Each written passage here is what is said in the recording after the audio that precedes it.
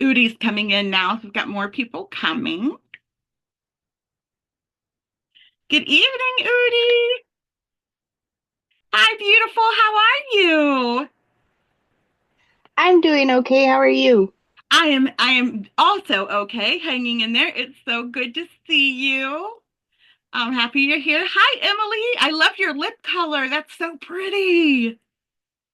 I'm so glad you're here. I think we're going to definitely need your analytical mind. I'm feeling a little bit overwhelmed with everything that's going on, so I know the way that you process things is really going to help me. So I'm so excited to hear everybody's opinion this evening.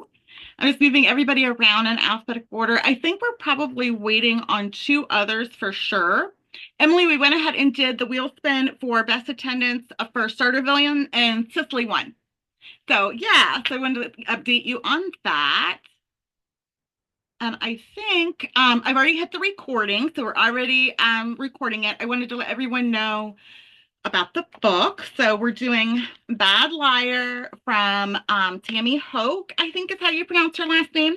And we do have a few trigger warnings. Those are addiction, recovery, murder, homicide, possible suicide from Mark being miserable, or Robbie's new injury causing relapse.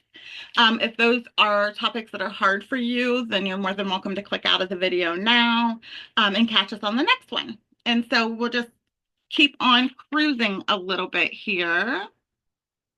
Okay, I think we are in order the way we need to be, and nobody is coming in yet. I do believe Jameson and Tara would be coming unless Karen's coming late. She told me Aaron can't make it. They have no power out where she lives, and she like lives in a very rural area, and they got more storms than Columbus did. I wanted to ask, is everybody okay? I know we have some people that aren't in Ohio. Was everybody safe from the tornadoes? Everyone's okay. Well, of course you're here, but did you have any damage or know anybody that got hurt? I mean, I know it was really bad for some people. I think somebody's out west where it got hit pretty bad. So, oh, Tara changed her profile picture. I love it. Thank Um, you. yeah, I knew that you would be coming. We have one new member tonight. JT's just kind of hanging out, seeing how we do things. So glad they're here. And I'm going to go ahead and get started because we have so much to cover. So, like Emily mentioned in our group post, this is book three in a series, but I did Google it and it does say it can be a standalone or it can be a part of a series. So, like, if you'd read book one and two, you would have more information about the police, like the detectives. You wouldn't have more information about Robbie or Mark or their families and things like that. So, with that being said, um, we're going to go just try to do it as a standalone. If we have to do some research, I'm sure we'll all go down our rabbit holes. We all love to do that. My first question is going to, of course, where we always start is your favorite character, favorite moment, favorite quote. And we will start with Tara.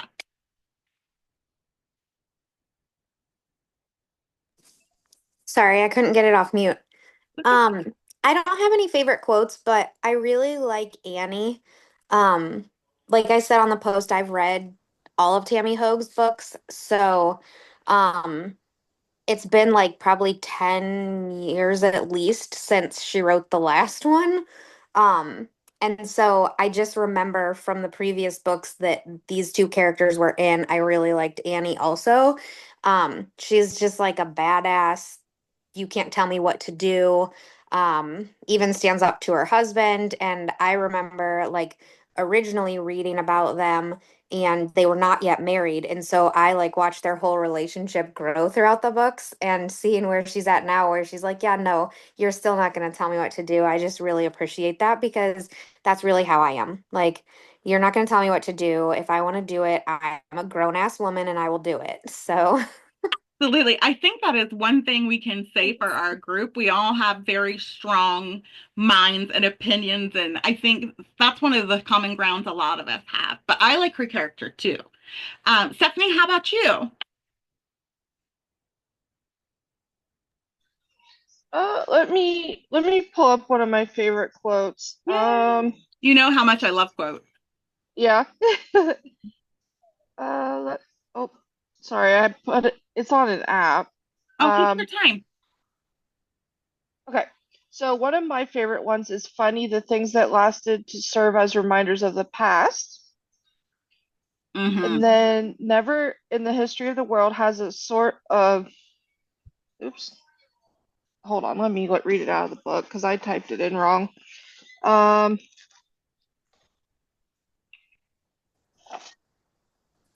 let's see, where was it? Sorry, I'm trying to find it. You're doing fine, honey. I'm just curious what it is. I had some time quotes too. I think it's interesting the way the author has used her past experiences and other people's and the way that she reflects it. I liked the first quote that you had. It was one that I had highlighted. Oh, and okay. Never in the history of the world has an upset woman ever calmed down because a man told her to calm down. Don't ever do that. I just found that funny. I love that too. I love that too. And I agree. Hi, Heather. Good hey, evening. I, I You also have on a pretty lip color, just like Emily. I'm usually a classic red too, but I thought I'd do something different tonight. You guys look it's pretty. beautiful. It's pretty. It And is. I think Annie's my favorite character so far because she's very empathetic and she she's badass. So I like that. Mhm. I like Yeah. that she's willing to help and she's a badass and she doesn't take shit. I love that. She's very easy to relate to in that way. I like that about her too. Plus, she's brave. She's super brave. I think we all like that, admire that. How about you, Udi? I really like that quote. That was one of my favorites right there. I do I too. tell my husband that all the time. Don't tell me to calm down. It just makes me more angry. um, I didn't get too far in the book. It's been one crazy week. I got to about chapter 5. But the thing on where addiction, she's just like, he's still my son. And like that really hit me hard because addiction runs deep in my family. So Mine too. I have a feeling this book's gonna hit me right in the feels. It has me too. In fact, I even said, so I made it to chapter 5 and I was struggling too. And I was like, I got to keep going. So I went ahead and got it on Audible, which was a little easier for me. I was getting really emotional with the book. So if you don't have it on Audible, I can give you my login. It's a little easier to digest on there if you need to. That's what I'm listening to on. Oh, good. Okay, you're listening too. Yeah. It's a little, I don't know, something about it just helps me detach a little bit. It's hit me in the feels too, though. It's a little, Yeah, I was listening to it all day today, and I was just like, "Oh my gosh, this is really hard." And then I'm having an issue with one of the rats, so I, honey, which yeah, one?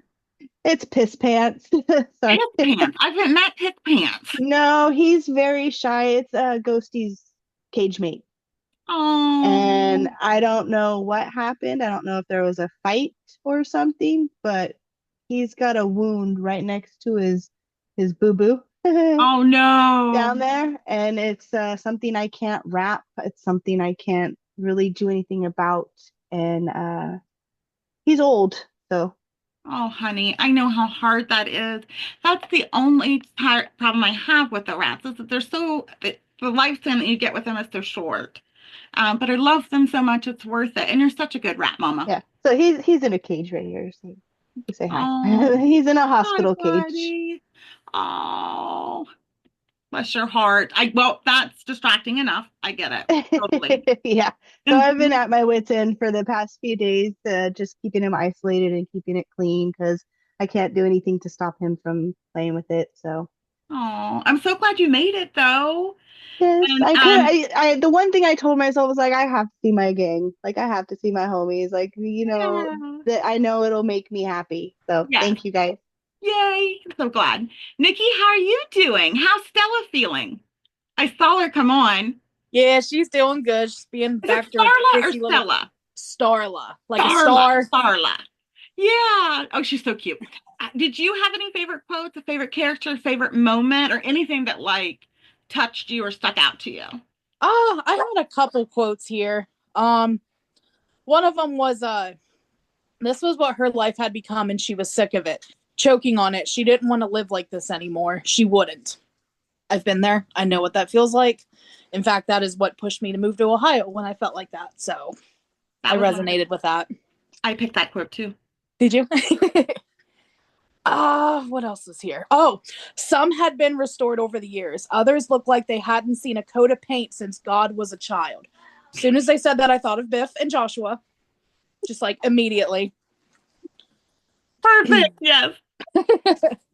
And then we'll go with, if you'll excuse me, I'm going to the ladies' room to try and pull myself together or just fall to pieces. One or the other. One or the other. Yeah. One or the other. I feel that way quite often. We just never know how that's going to go. Do you have a favorite character? I like Annie so far. You like, wow, unanimous on Annie. Okay. How about you, Melissa? Any favorite quotes or characters or moments? All right. I had the calm down quote as well. That's so good. It's too hard not to share. But I also had the choreography of nature was graceful, brutal, and honest, a dance carried out in the moonlight and shadow. I just thought that was very pretty. I do too. That whole And chapter was eloquent.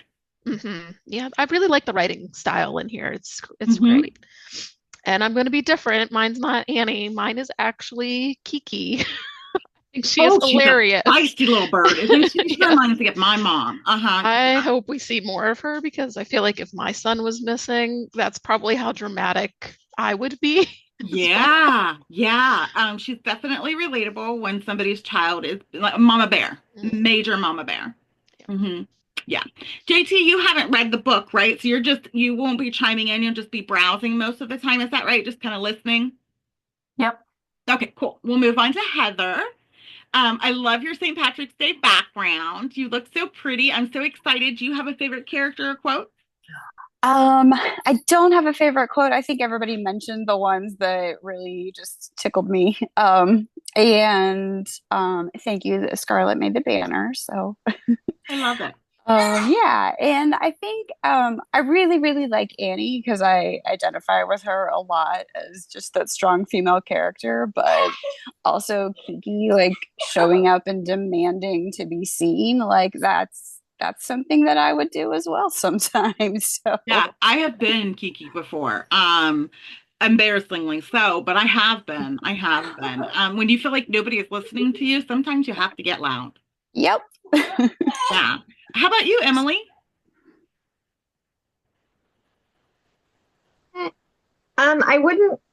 No, everybody said all the kind of the good quotes that stuck out to me, so I don't really have any additional ones. I really do like Annie, and of course Kiki. I mean, who doesn't? But I don't know. Maybe I'm the only one, but I think Brianna's hilarious. Oh my God. Yeah. Brianna's so funny. Oh my gosh, she's Yeah. hilarious. Oh yeah. So I mean, I think she's going to be a lot of trouble, but I think that she's got probably has a really interesting story, and I'm curious to see how the author intertwines her and uses her Mhm. to move the story forward. Because sometimes those tertiary characters can really do a lot in a little bit of time on the page. So I also felt very, I don't know. I don't know if I was empathetic to her or I was drawn to her. And there's something about her that is so endearing, the way that she is just, she's kind of like the dolphins. yeah, From the last well, F you. yeah, and I have respect for that because so many people stand in their truth like that. So I had two different quotes that you guys didn't share, and my favorite character is Belen, only because she has so much empathy and unconditional love for Robbie and his addiction, and the way that she is dealing with it is, I think, very admirable. A lot of people check out on addicts in that way. I have a lot of respect for her endurance with it because it's not easy. So my first one was time, a complex and delicate dance of nanoseconds orchestrated by an unseen force beyond the ordinary person's control or understanding. I constantly feel like time's an illusion, so that really took, really hit me. And then my other one was this happens to me all the time, so it's why it hit me.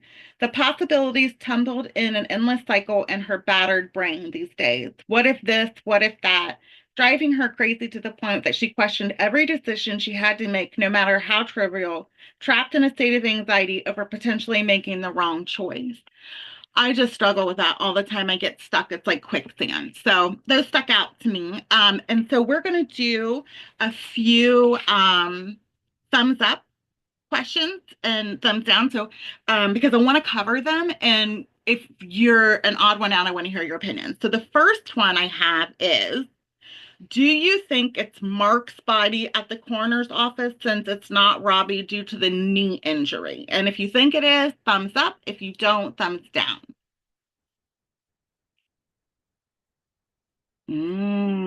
Okay, okay. So, Heather and Emily, I'd like to hear why you don't think it's Mark. And we'll start with Emily. This could just be, I don't know. I don't know. I think it's too easy. Okay, yeah, It's too easy of an answer. yeah. That's who we expect. Hmm. So, and I found it interesting that the author chose the whole first chapter. We get no name.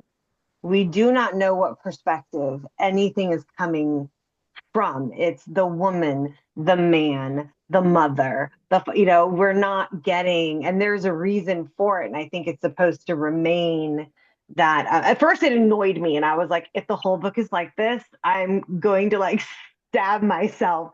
Because like I don't know who's talking, I don't know whose perspective I'm supposed to relate to, but yeah, I think that Mark's too easy. Oh, I'm so glad to hear that and so relieved. And when I saw your question, I was like, oh, I've already gone through this emotion. That's why I Googled it. I did a whole character list once they started coming out so that I could keep track of who the heck was who so I could narrow down my suspects. I'm like, who is this and who is that? How do I sort it out? But then as it went on, it got better. So I like that point of view. Heather, was that your feeling as well? That'd be too easy? A little bit, but I think Stephanie just mentioned it in the chat, but there's another character out there that we just haven't met yet. But Yeah. I think that just because we're supposed to think it's Mark, and I'm like, yeah, no, they're not gonna give it away already. So one of the characters that I think is interesting that I will tie in here, and I'm sure you guys picked it up too, is Caleb the coroner's son. Those three played football together and they all went to high school together. And I'm just wondering, but it's his son, so you would think the coroner would know, you know what I mean? But I think there might be multiple men involved in this since there's already three. The next one is, do you think in the beginning a body is fed to the alligator? Do you think it's Robbie? I presume so, but again, I'm torn. Yeah, okay. We're like we don't know. And again, I think your guys' idea is plausible that that might be too easy. Um okay. Going on, do you think that this is all intertwined? Do you think it's possible it's a serial killer like Annie had mentioned? Like there are serial deaths by the same murderer, or so that's one question. If you think so, yes.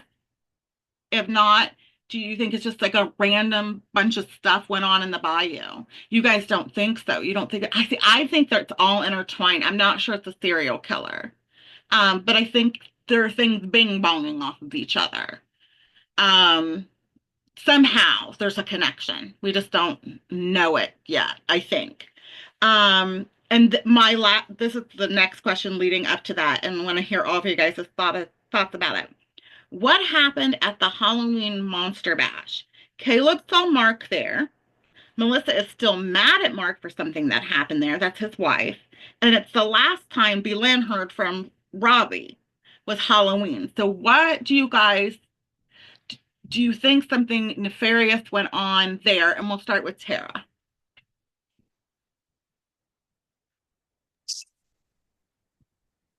I don't know. I want to say yes, but I don't know what it was. Yeah. Yeah. The way that they've been so specific about that event and about Halloween and they keep circling back to it, I'm like, something bad happened at that Monster Bash. Also, I don't know if you guys know anything about Louisiana, the Bayou, and Halloween. It's like a big thing. It's like more than popular than like Christmas. Like they honor the dead there. They like voodoo spirits. It's a very cultural thing. So I'm just wondering with some wild stuff going down. And people got killed. Stephanie, how about you? Sorry, what was it again?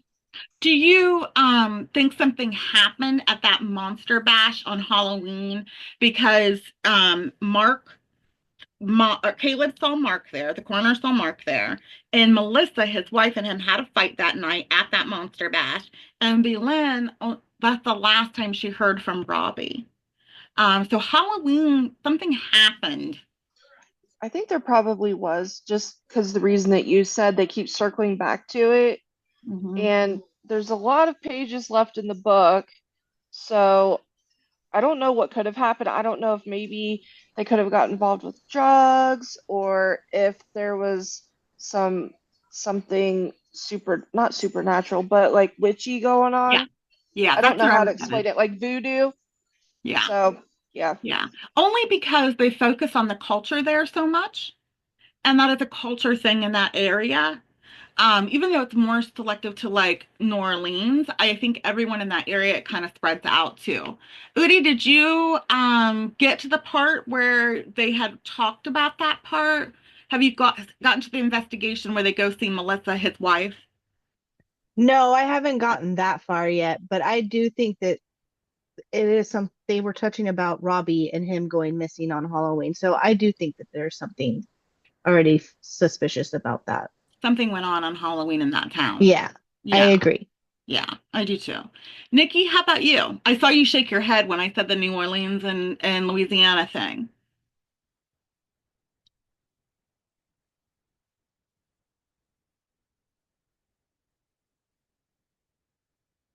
Is everyone having the delay? I'm sorry, Nikki, I can't hear you. Is anyone able to hear?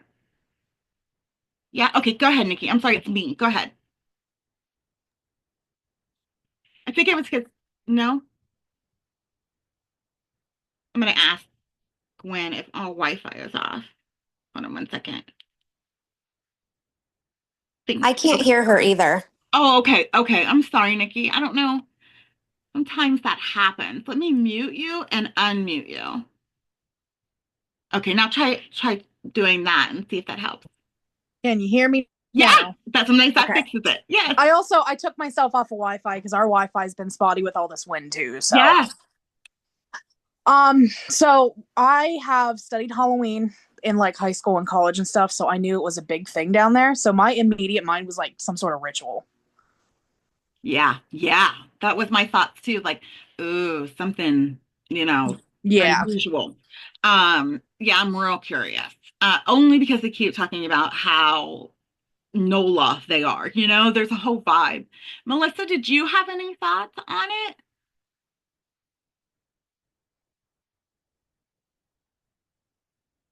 Oh no. Can anybody hear Melissa? Oh, heavens to Betsy. Let me mute you and then I'll ask to unmute you. There you go. We don't normally have tech problems like that.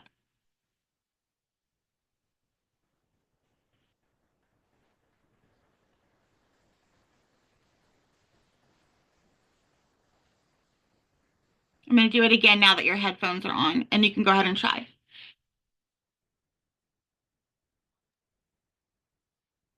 No, that's so weird. Anybody hearing her? No. Okay. Okay. Heather, we'll move on to you. We'll let Melissa see if she can. Melissa, at any time, just talk and see if we can hear you at any point. Go ahead, Heather. Yeah, I think there's definitely something related to that, but haven't figured it out Yeah, yet. But it's you got it's the for sure vibe too. related. Yeah. Yeah, me too. Emily, I'm so curious. I Okay. know you had to have picked up on the detail. Can you hear me now? Yes, you're back. Okay. You're back. All right. Woohoo! Let Emily go first. Hold on. Go ahead, Melissa. Go ahead. All right. So I have a theory. It's still really early on, but I'm wondering if it's some kind of plan because they were friends in high school. Maybe, is it Mark? Mark is Nikki's son, correct? Mark Yes. is Kiki's son, Yes. Melissa's husband, Luke's brother. I'm wondering if Robbie wanted to maybe take identity of Mark Ooh. because he's the addict coming into a new life, maybe wants to make some changes. That's what I'm thinking, but we'll see. Oh, that's interesting. They are all connected, and I did write down. So, um, okay. So we have Mark, Robbie, Melissa, and Eli were all in high school together, same grade. And Mark, Robbie, and Eli played football. Will, Melissa's boss, was above her, and so was Luke, Robbie's brother. They were in higher, but all these people went to the same high school at some point. Okay, Emily, let's hear it. Okay. Um, like Nikki and you, I have done extensive research, and I think most of us probably have. That's why we all kind of mesh with Halloween and Samhain specifically with my ancestral background and weird autistic obsessions. But plus writing, yeah, which Nikki, I'm sure, can relate to. You fall down those rabbit holes when you're trying to write character backgrounds and stuff like that. But I think there was some sort of altercation or something that happened at the Halloween bash and something went wrong. Not necessarily that there was any kind of ceremony or any ritual or anything like that, but I think that something happened. There was some sort of accident, altercation, or something, and then somebody's response to that was panic, get rid of the evidence. Yeah. So if the body that was fed to the alligator turns out to be Robbie or Mark, I wouldn't be surprised if Luke was connected and was covering up something, or if one of them did something, because they're all the guys are interconnected in some way. Like they know of each other or know each other, played football together, things like that. But the kid at the coroner's too, like he's a younger brother Yeah. of a guy who went to school with Yeah. all of them. So he may know more than what we are seeing. But I don't know. I don't know who we haven't dove enough into it for me to really start to connect some of those things. Me either. But I think that the body that was fed to the alligator could have been either Mark or Robbie, but the body found at the swamp was not Mark or Robbie. Yeah, and the way that they were killed was intentional not to be found out, obviously. Right. Like Yeah. maybe that was an accident, but then maybe they were both trying to get rid of the body and then the other one decided to get rid. I don't know. We'll see. We'll see. Yeah, that's interesting. That is really, really interesting. Can everybody remind me? I think we are a month from Halloween. It's been 1 month since Belen has heard from Robbie, right? And the last time she heard from him was Halloween. Am I following that correctly? Is that right? I can't remember. I know she's, can't remember what she said. It's not quite a month. I believe it's been like 2 or 3 Week? weeks. Okay. Okay. Yeah, I think is what it is. I'd Yeah. have to go back and look. Because Luke has a black eye, but if that happened on Halloween, he wouldn't have a black eye still. So you just, yeah. Yeah. Good evening, Cicely. Hello. It is wonderful to see you. We did the wheel spin for best attendance for starter villain, and you won. So woohoo! That's exciting. And we asked our favorite quotes and favorite characters, so I'd love to know yours. I am actually behind on this one, which is crazy because I'm normally struggling not to get ahead. But the last week kind of like it kicked my ass and took my lunch money. I know. So I had a feeling we would have a poor turnout. Mercury went into retrograde. There were storms today. We had a lunar eclipse, a full moon. I knew people weren't going to be on up to date with the reading. So please don't feel my bad. gosh. Udi's behind too. I struggled getting where I needed to be, so you're not alone. No, So you're more and than it's welcome to chime in. allergy season started for me, so I sound like Marge Simpson's sisters. Oh my God, you poor thing. So Gwen does too, and like she's really struggling. Like she's doing everything she can, but it's just I think it's hay fever that's open right now. Something. Ohio is aggressive. Yeah, I think that's what it is. yeah, yeah. Absolutely. Okay. So we are going to move on.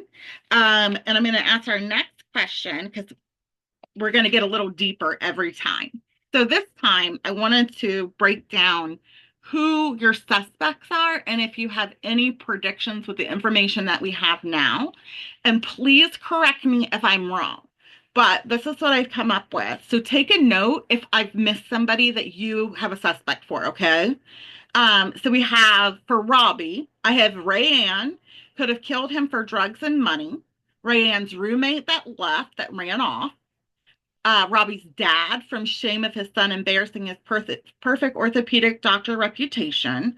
A drug dealer, possibly in that supposed drug house, or the what's his name? Dewey Rivette, Detective Dewey Rivette, who's not done any type of investigation on his missing person report. So those are my suspects for Robbie. If I'm missing anyone, just holler. And then for Mark, we have Luke, his brother, jealous and drinks too much and got a black eye. The wife, who's always fighting with him, didn't call the police or run a report or even tell anyone he was missing. And then Will, her boss, to end Melissa's misery because she's unhappy. And I think he may have more than just boss, you know, feelings for her. And then finally, Eli, Robbie, somebody in that group. So that is where I'm at. Did I miss anybody have anybody else so they're like, oh, I don't trust you, you're fishy? No, and then we of course we have like the voodoo or happenstance at a wild party. We also have that as a general thing. So, Tara, I wanted to ask and start with you. Who, if you have any predictions, and it's okay if you don't, but it's fun. I will write these down, go back and watch this video. If anyone is right, you get a big prize. Um, who do you think killed Robbie? Who do you think killed Mark? I don't know. Usually when I read, I don't try to like figure it out because I'm always wrong. Um, and as many times as I've read her books, you'd think that I would know like how it's going to end, but I don't. And I love that because I'm always surprised. So I honestly, I have no idea. Like, I want to say something that's really simple, but I know that that's not going to be it. So I just don't even try anymore. That is interesting. I cannot help myself. I feel like I've watched so much Law and Order, I could pass the bar type of thing. So like my first instinct is like, I know this son of a gun did it. And I'm always wrong. Always. But I still like to do it. So and you picked it as complex as her stories are. I really like her writing style. So I'm glad we got to read it. Stephanie, how about you? Have you been like, oh, you're dirty. I know you did something. That damn mute button. There you go. I know Dewey has something to do with one of them. He's Mm, just the lack of investigation. There's something fishy going on, and how he knows Rayanne. Maybe he's a dirty cop. That's what I'm wondering. If yeah. he's a dirty cop and he's letting the drug houses run the roost Hmm. because he's getting a cut of it. Yeah. But I don't know. I think I think the wife has something to do with it, and her boss for that one is Mark, right? Yeah, it's Mark. And the boss is Will and the wife is Missy Melissa. Yeah. I kind of felt that too because Kiki, the mom, flat out hates her Mm-hmm. and thinks that she's just like the devil spawn. And I thought, There's something not good there." You know, Yep. I agree. I get the bad vibes. Yep. Udi, how about you? He did get a BJ from Rand. Oh, he totally freaking did. I So think did he that did. Harry guy, the one that arrives first. Like we're going. Yeah, Yeah, I think she's definitely been around the block. yeah. Um, but as for who did it, I don't know. I don't have any theories right now. No, no. I definitely think, in my opinion, I'm going with that Dewey may not have pulled the trigger, but he's behind it as a cover up of something. And then as far as Mark goes, something's not right with Melissa. That's where I'm at. Nikki, your daughter done brought home the flu again? It No. sure did. Skip me for now because the dogs are going crazy because my husband's trying to leave. Come Okay. back to me. I'll come back to you. How about you, Melissa?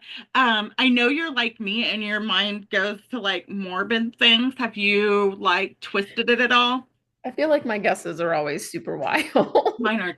Um, so I kind of thought at first maybe the body that was fed by the gators was possibly Robbie, but then I also think it might have been the roommate. Maybe Dewey killed her because she saw something illegal he was doing or Oh, some, interactions that he was in, and that's why Rayanne doesn't really want to talk to the police because she knows what happens when you talk to the police. oh, that's eye-opening because I assumed it was male, but they never say. I don't think they They said. don't say it. They just said body parts, a heart, a liver. You know what I mean? Yeah. And then I'm still Yeah. thinking that maybe Robbie is trying to steal Mark's identity or something. Like he knew he was coming back. He saw it as like not maybe they look similar because Yeah. they said it's like similar heights, they're similar weights, Similar eye so they color. could really, and that's why maybe he blew the face off so you couldn't recognize it. But we'll see. And the Oh, that's wallet's interesting. missing. He would So, have motive. He would have been. I didn't put Robbie down as a suspect, but he yeah. could have been. Nikki, go ahead. Sorry about that. My husband has to go rescue a friend because he thought he could fit a sheet of plywood in his Prius. Oh my word. So the dogs are going nuts. Um, I don't know yet. I know I feel fishy about Will and I feel fishy about Dewey. I'm still like trying to wrap my head around all these characters that they just kind of like threw at us. Yeah, So, you said you had like a character sheet. I do. I can post that in Yeah, the. you need to share that because that would be Yeah, wonderful because I'm having a hard time keeping track of all these different characters. I did too. I was right when Emily made the post is when I was making my character analysis. I was like, okay, I'm not the only one feeling this. So yeah. Yeah, it was a lot in 11 chapters. I find it really fascinating. I like the complexity. It's just hard to follow this early on. Heather, how about you? Did you have anybody that you were like, oh, I really think you've got something to do with this? I definitely think Dewey is a dirty cop, like we've talked about. He just gives me this vibe of like, oh, you're shady, you're up to something. Mm-hmm. And then the boss and Melissa, is that Will, the Yes. boss? Okay, Mm-hmm. yeah. Like they definitely have a thing going on. I don't know if they're related to the murder, but they Yeah. they might be involved if it's this big conspiracy like I think it is. Yeah. They might be somehow tangentially Yeah. involved. Yeah. Um Yeah, I yeah, but agree. I don't know that they killed anybody, Okay. but I think they have something to do with some kind of shadiness. Yes, I think so too. I think she didn't call to alert anyone because she was too busy messing around with Will.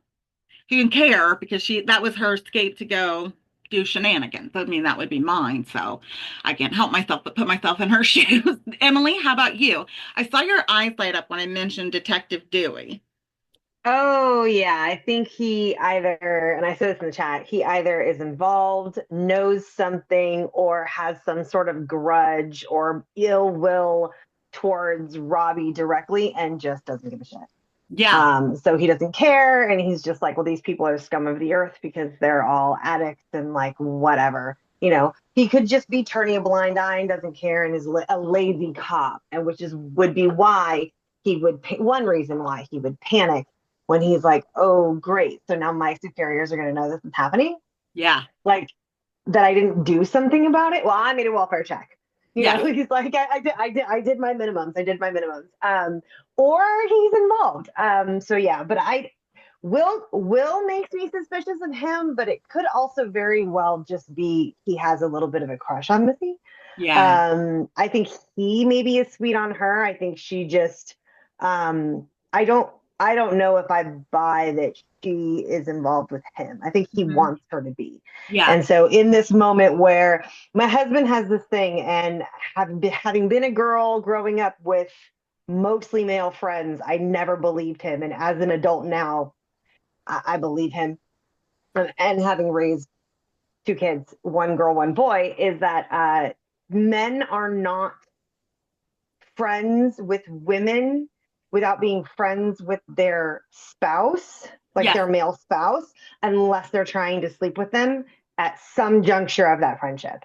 Unfortunately, that is 1000% true. Yes. So I think that that's one of it is with Will, but maybe for Missy, one, she likes the attention, which I mean, I think we've all at some point in our life been a little guilty of it. I don't have to do anything with you, but I'm going to take this attention because I'm lacking in my relationship. Yeah. I do buy her reasoning for not alerting anybody. She says he's done this before. The Yeah. last time he did this, she called everybody and tried to hunt him down. And they were like, when he finally found out, he's like, "What are you doing? Like, I will come back when I want to come back." I love that you're bringing this up So, because it made me feel like maybe he's doing drugs and they don't know it. Who just farts or off he's like that running all the them, time? or he's running them Yeah. because Oh, yeah. he's the golden boy. Who's going to suspect me of doing any of that? Yeah. I can't do any wrong. So, I don't know if I buy that Missy's involved with Will. I think Will wants her to be. So, I think maybe he's coddling a little bit and he doesn't realize that the behaviors that he does towards her are questionable until Annie's looking at him like, what is going on here? And then he's like, oh, I better like Yeah. step back a little bit. So, yeah. Yeah. I think that you're onto something with that. And you brought up points on both of the guys that I didn't think about. So thank you. Because I kind of like, if they're dead, they were innocent immediately to me. But now hearing your point of view, I'm like, oh God, they might be suspects too in some way. Cicely, I know you didn't make it very far. Do you have any thoughts or feelings now that you've heard all of us talk about it or anything like somebody here is off, or do you think it could just be like the town is shit and they had that monster bash and something really bad went on? Not very far. I think everybody's suspect at this point. Hmm. And people are Honestly, bad at getting rid of bodies. Like, how freaking hard is this? I know. Well, we're going to get to that You live question. by alligators. Get Yeah, it okay. together. Yes, we're getting ready. That leads us. Let's start there. Melissa had an excellent question. And I love it, even though, she admittedly thought it was morbid. But what do you think the best way to dispose of a body would be? And we'll start with you, Cicely. Pigs. Yeah, Pigs. yeah. Yeah. I have kids that date people, and so like I make sure I have a friend with a hog farm in their family somewhere nearby. I love this. It's Jameson like I got would a love tarp and a this. trunk and like no. Yeah, Jameson But would be yeah, on top pigs, of they this eat and a part of everything and this. it just Yeah, yeah. How yeah. about you, Emily? I saw you shake your head like yes. So in one of our other books, I made this comment, and everybody who knows me knows I say this all the time. Pigs and chickens will eat anything except for the teeth. If you grind them up and any bones that are left over, because chickens will pick them clean, grind them up, you toss them in a swiftly moving river, and you've got no evidence whatsoever. Alligators will eat anything too. So it makes sense if you've got to get rid of any evidence. Let me ask you guys a question. So, if the alligator defecates, do the bones come back out? That's an interesting question. I don't know. I can Google. Yeah, Google that, Emily. Get on now. Do they digest those bones and they come out just as normal, or do the bones come out whole? Or like teeth? Heather, how about you? What would you do? Or would you? Have you given it any thought? Are you crazy like me and like, Oh yeah, I've thought about it. Um, uh, I don't know. I mean, whatever's handy. So like alligators, pigs, like I'm yeah, equal opportunity. So, but you know that I will have the plan figured out ahead of time, like whenever it happens, because I'm a planner. yeah, I think something like that has to be really well thought out. Yeah. Unfortunately, these things, yes, alligators have a, oh, that's brilliant. Okay, so on the list for somebody in Cozy Corner. I'm thinking Udi, who we know is, a master evil mind, like, the guy from Despicable Me should get a baby alligator in case we need it someday.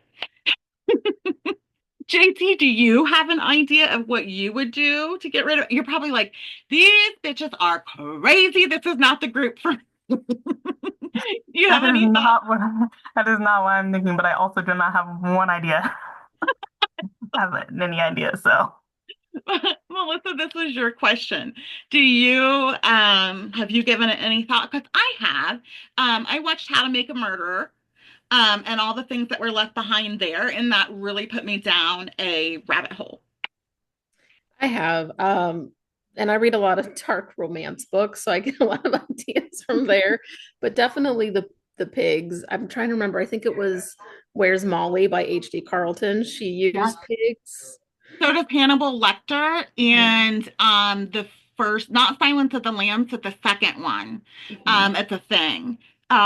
Gators is a good idea if you're local, because I think my wife and I were just talking about this. It was much easier in like pre-camera era, so like the 60s, 70s, to murder people because there wasn't cameras everywhere. But nowadays you're getting tolls, your car is getting, all over. So it's Yes. what's local to you. Yeah, So pigs, everything maybe. was easier back then. I mean, I feel so bad for kids today because there's a digital footprint to every mistake they ever make, where Mhm. like nobody knows what I was doing when I was 16 years old, making all my mistakes. There was no, documentation of that. Now you can't get away with shit without everybody finding out.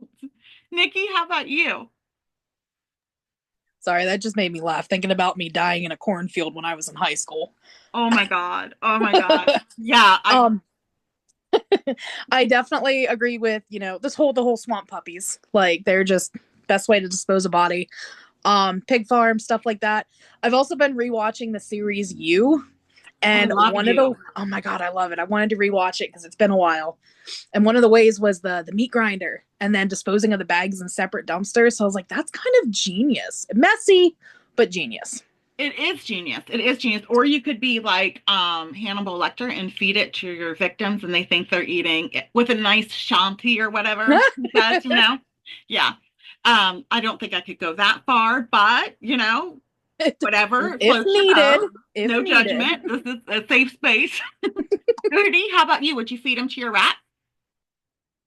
No, I mean rats will eat it. Rats will eat anything. Yeah. They will devour it, but they'll leave the bones. Yeah, they'll shape, won't they sharpen their little teeth on them though? Oh yeah. Yeah.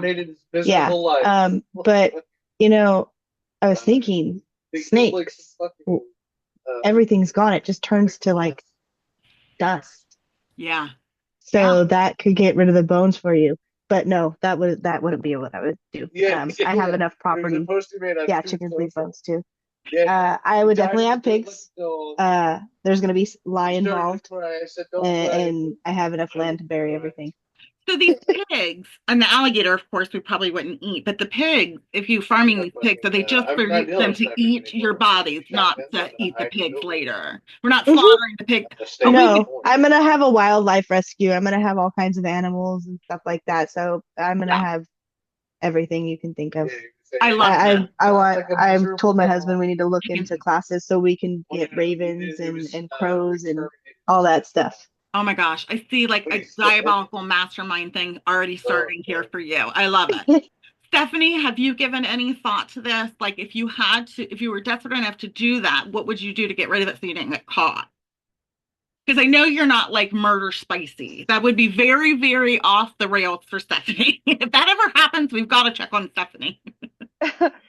I I would think so. I've thought about this before because sometimes I used to listen to murder stuff.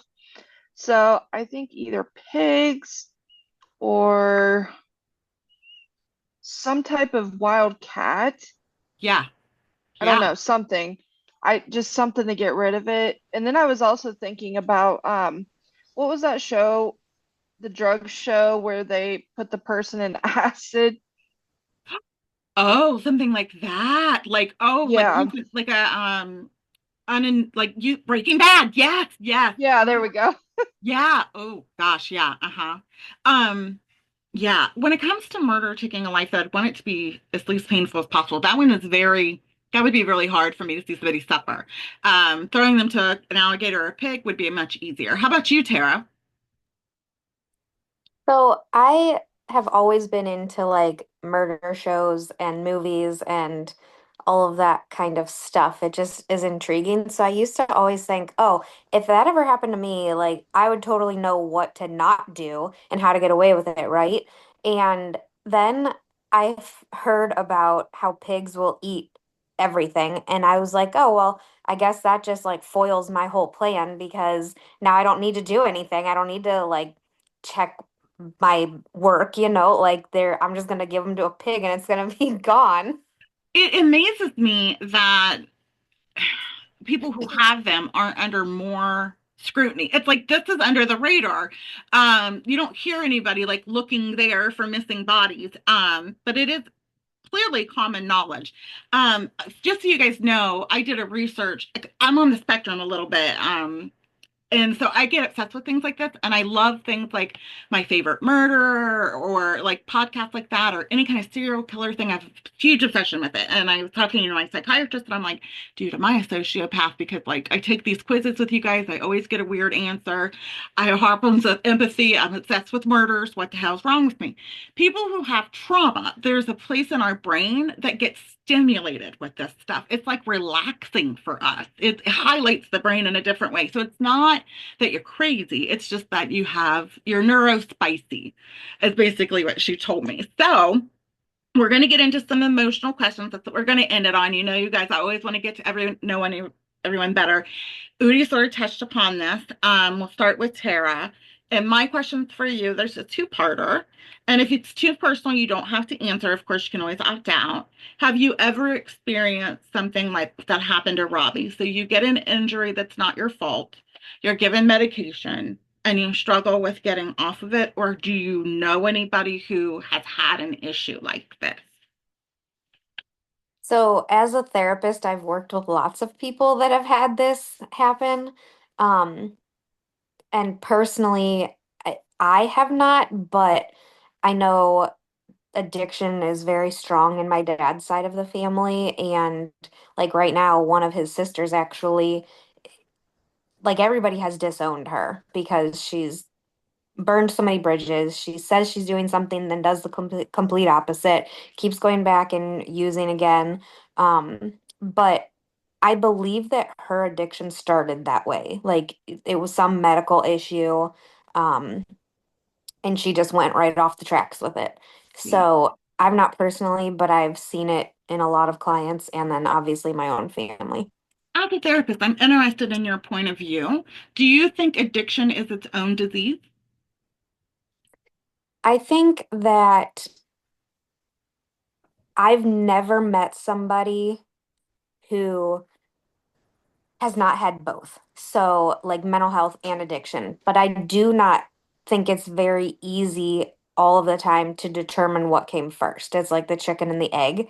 And it's really difficult to tell that unless you know, like, right off the bat, this person was born into super trauma and it never got any better. Like, okay, maybe that led to some addiction issues, but it's really difficult when people don't know, I started using it because of X, Y, and Z. Unless they do know that, it's really hard to tell. I read Matthew Perry's new book. Just giving you guys throwing this out here.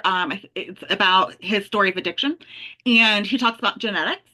And so I kind of went down a little bit of a research rabbit hole there, and they are finding out that there is a gene that can predispose to like more prone, but not necessarily enough to confirm it's a disease all of its own, but it is a predisposition. So, like, if you didn't have that gene and you tried an opiate, you wouldn't get addicted. But if you did have the gene, you would. So that's what I was really curious as a therapist, what you've seen with people's behaviors as far as that went. Stephanie, how about you? I know you have to take a certain amount of medication for your RA that helps alleviate pain.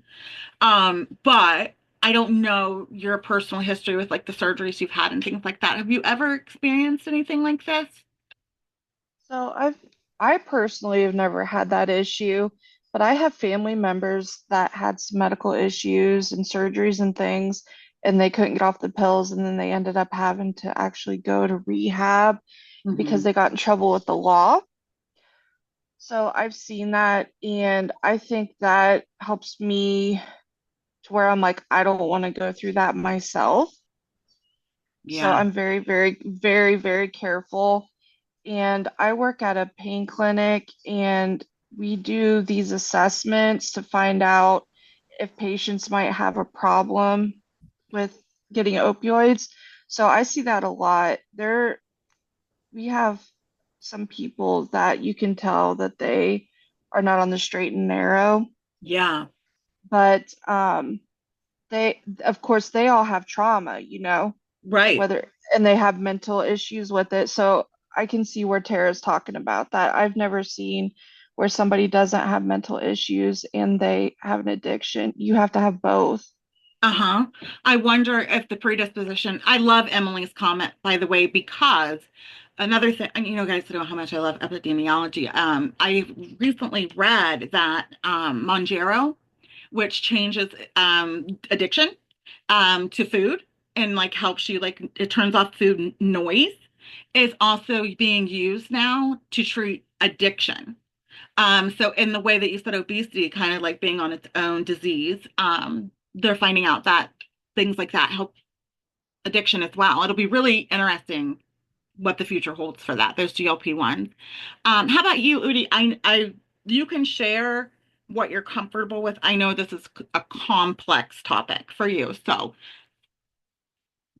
you have the floor. So I kind of sympathize with, I think her name is the Belwyn, Belen. Hmm. Belen, with her son because I'm actually going through that with my sister. She's back on, and it's to the point where she's homeless now, and I don't know where she is, and I don't know how to find her without being in contact with her because she's all the way out in Colorado. I have no way to find her if she goes missing. All I can do is like try and call up, and they're just gonna brush it under the rug because she is a drug addict, and that sucks. And I dread the call. So, but it's also a reoccurring thing in my life to where I have to know when to cut the cord, and it's to the point where I am kind of over the drama, and if I get the call, I'm at peace with it because I drove out there halfway across the country to spend time with her after she tried to. Oh, so you mean like all of them? And she wasn't there. She just wanted to, I think at that time she was back on. Okay. And so I drove all the way out there, took time off of work and to take care of her, to be there for her. And it just felt like she just kind of shit on me It and feels just like wanted to that. do what she wanted to do.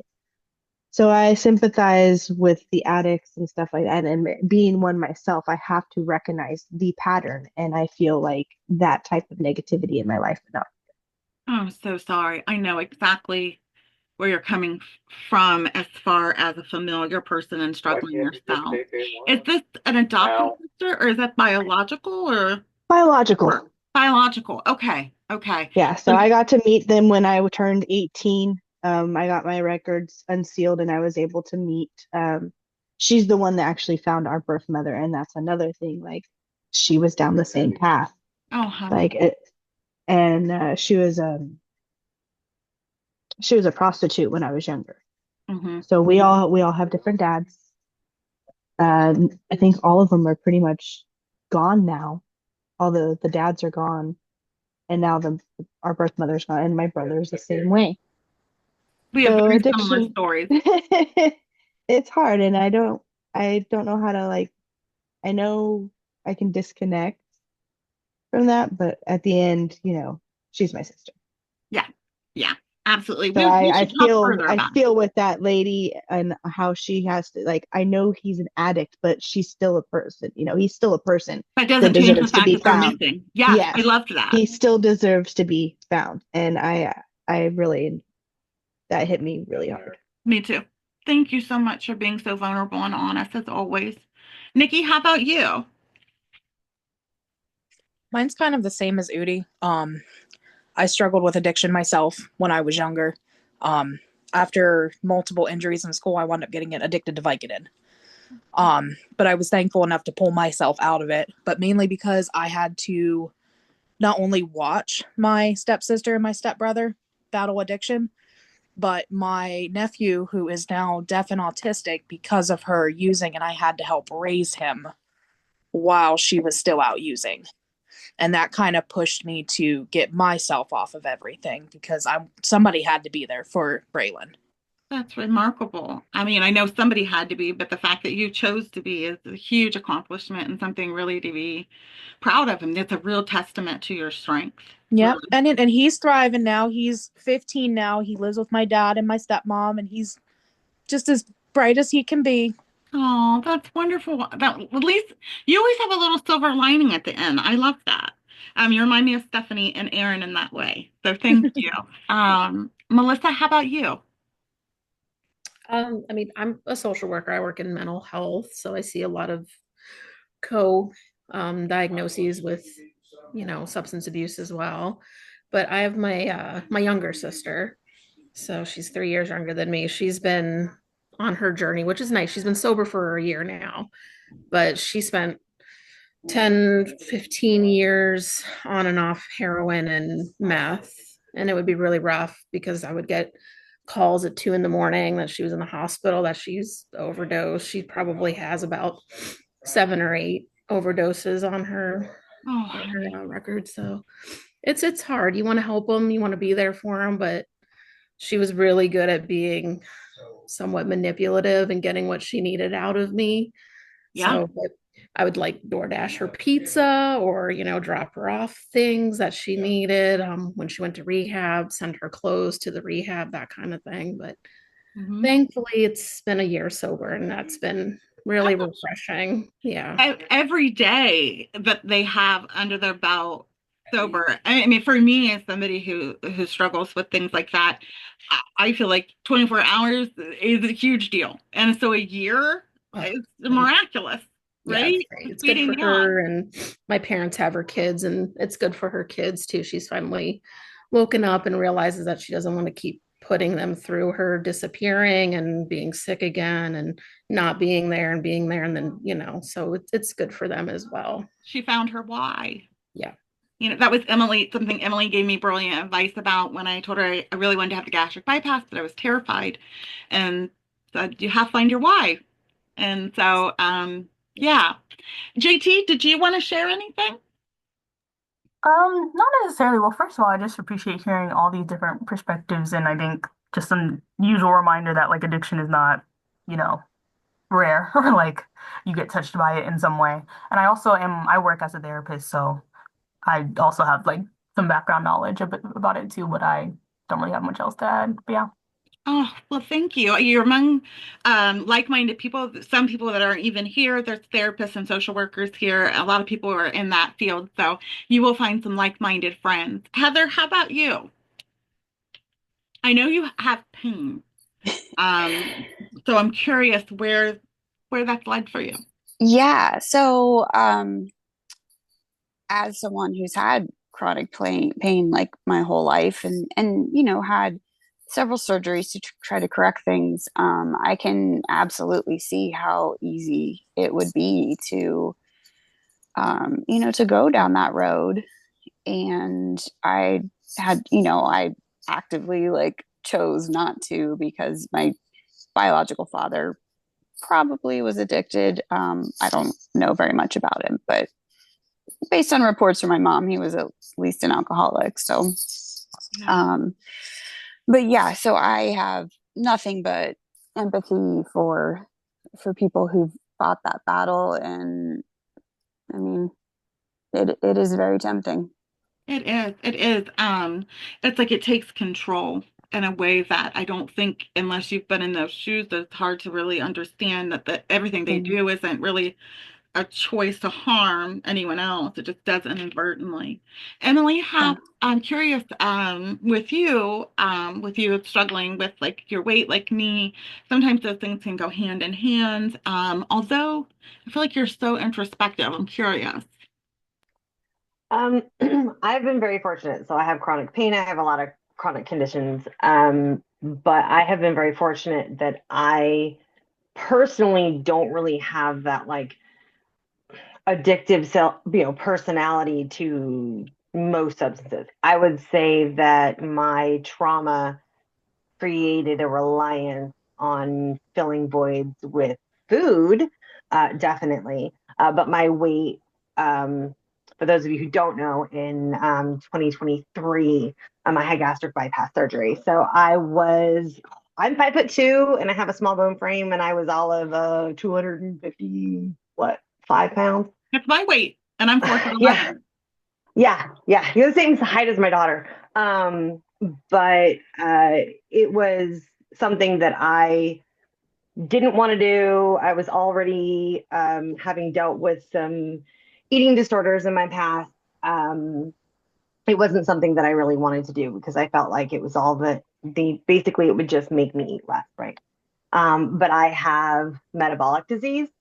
So I kind of had this double whammy of the way that I being a people pleaser and the middle child and all of those issues that come with that and the trauma of abuse that I've had, is to swallow your feelings, right? So don't be a burden, don't do any of those things. And so food was what I didn't realize I was using. Like I could turn down food, but when I was feeling those things, I'm an emotional eater. And that was what I would do is just like eat those things.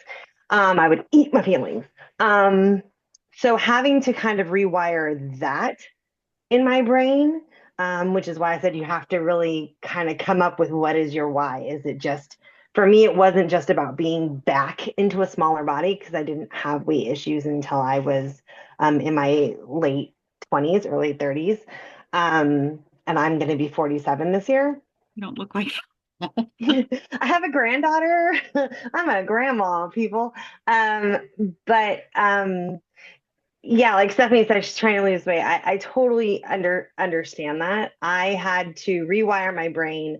I was eating 5 to 800 calories a day and working out 2 hours, 5 days a week, and not losing weight, and had to rewire my brain to not swallow those feelings. But I've had a lot of friends in my life who have had to deal with addiction and family, of substances. So I was able to kind of, and I think you'll be able to do this too, Billy. I was able to kind of take what I had learned from them in their processes of getting sober and their struggles and kind of apply some of those skills to my own journey, tweaking things a little bit, on how can I take these resources. My son is also in social work, and so is my sister-in-law. Um, so I had kind of some of those things at my disposal. So I really feel for Bolin, as she's kind of going through this, and for Robbie, because I mean, if he's doing really well, everybody wants to sit there and say, oh, well, they're an addict. They're never going to change. Leopard doesn't change his stripes. Well, you're always going to be an addict, Yep. but you're not currently in the throes of addiction. Yeah. So like I am always going to want to eat my feelings so I'm not a burden to other people, right? With sharing those feelings. But that doesn't mean that I have to give in to them. Like I'm always going to want to. And Yeah. I think realizing that for me was the piece that kind of clicked. That may have saved your life. The Mhm. chances of transfer addiction after gastric bypass are really high. Mhm. The fact that you did the work makes that very low for you. So it's wonderful to hear that and see that. It's one of my biggest fears. So you're just an inspiration to me. So thank you. Cicely, how about you? So I don't know if you know this. I actually work in addiction medicine. Um, No. so Yes. I do community outreach and harm reduction. So I am up to my elbows on this like 40, 50 hours a week. Addiction is classified in the DSM as a mental health disorder. For real, for real. Thank you for There's a genetic clarifying. component. Um, so like it and it is in my family, both sides, everywhere, everybody. I've had it. I haven't done like drugs in a super long time. I started really young and I quit pretty young, thankfully. And then I just fell down the bottle every once in a while when I was younger. And I can drink socially, but I manage it like really anal retentively. Mhm.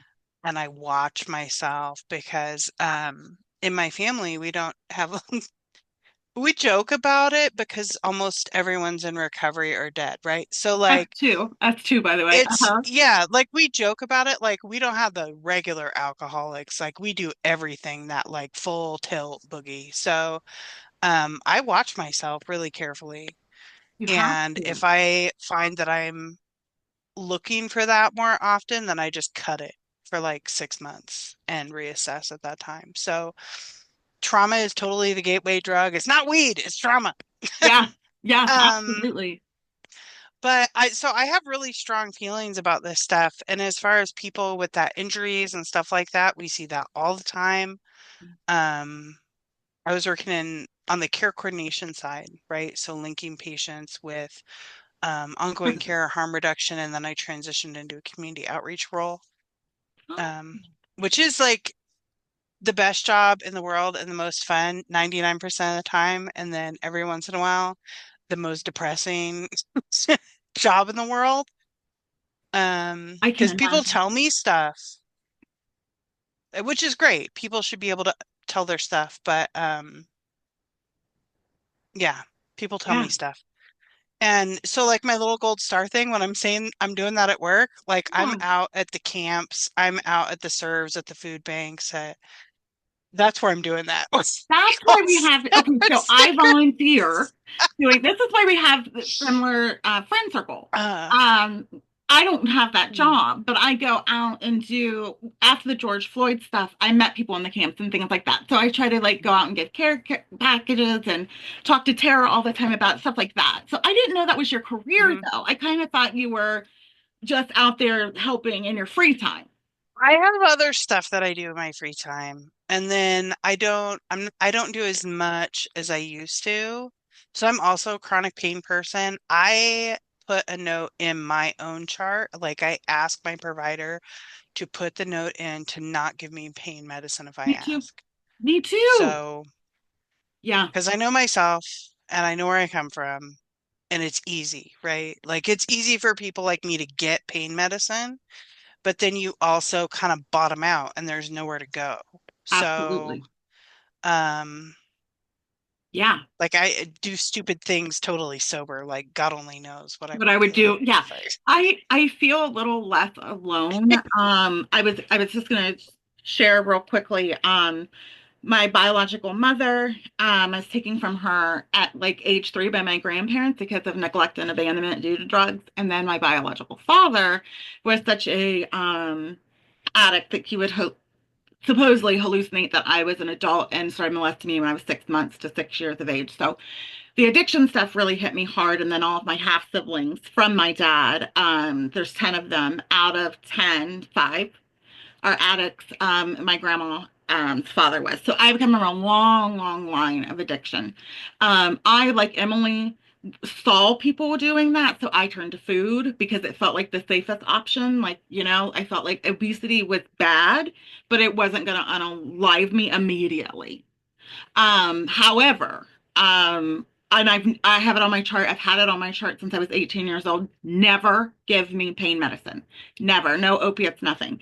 Tylenol and Advil. I don't care how bad the pain is. But about a year ago, I saw a psychiatrist that was having debilitating, where I would lose my vision type of panic attacks, and they started me on Xanax, and I've got a problem. Um, I feel like it's a problem. I use it by prescription. I don't abuse more than the prescription. They take it Too much. I do not want to be an everyday benzo user.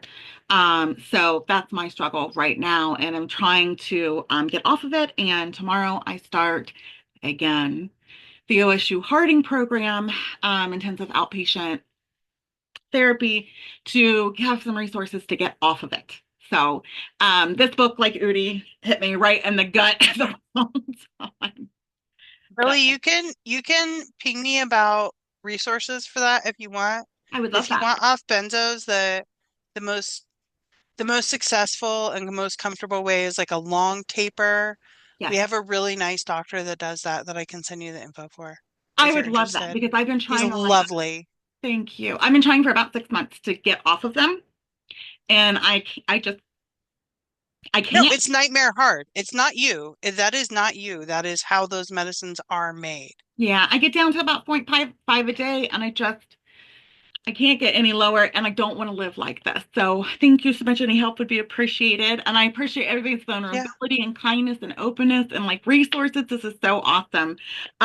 We are going I'll to send you a thing thank you, outside of here please. about it though. Yeah. I love you I for doing that. love that doctor. He's the best, best, Oh, best. thank Yeah. you. Thank you. And I'll keep everybody posted because my goal is to get the hell off of these medicines because I don't want, like, it can cause Alzheimer's and all kinds of issues. So we're gonna read to the end of chapter 23 for next week. And I'm gonna put unless you guys feel like that's too fast since some people are behind, we could do to like chapter 20, or would you like to keep the regular speed that we're going? And we can do thumbs up if that's okay to say it at 23, or thumbs down to do it to chapter 20. Okay. Okay. So we're at a speed where we keep cruising. Okay. JT, I hope we get to see you again. We love having new people, new ideas, new thoughts and feelings. And I think that's it. Does anybody need anything else after the meeting since we got sensitive and emotional? Everybody's okay. I hope this week is I'm better. gonna tell you, can I tell you one thing? Sure. Truly, like as far as addiction stuff goes, this is what I do for a living. So if anybody needs resources for that or groups or anything like that, feel free to shoot me a message. Oh, I Um, love that. I and love that. happy to Thank talk about you. it, and I will never tell anybody. But You yeah, can't people talk be to me about funny it all the and time. sweet. I already was There's focusing on you last time for being funny, and now you're no, being sweet.